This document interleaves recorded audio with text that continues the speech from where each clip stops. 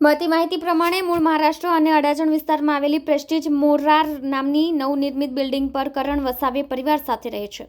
પરિવારમાં પત્ની, 2 દીકરા છે. નવનિર્મિત બિલ્ડિંગમાં સાફ સફાઈ કરી પરિવારનું ગુજરાન ચલાવતો હતો. 2 વર્ષ પહેલા રોજગારીની શોધમાં સુરત આવ્યો હતો.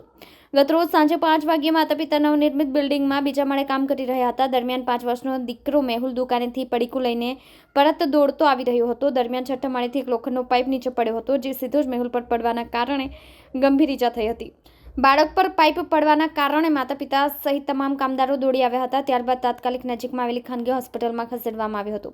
જોકે માથાના ભાગે ગંભીર ઈજાના કારણે એનું આજે સવારે મોત નીપજ્યું હતું. પરિવારમાં મોટા દીકરાનું મોત થતાં શોકનો માહોલ છવાઈ ગયો છે. અડાજણ પોલીસ દ્વારા આ મામલે અકસ્માત મોતનો ગુનો નોંધી વધુ તપાસ હાથ ધરવામાં આવી છે. પોલીસે કહ્યું હતું કે બાળકના માતા અને પિતાના નિવેદનથી વધીને વધુ કાર્યવાહી હાથ ધરી છે.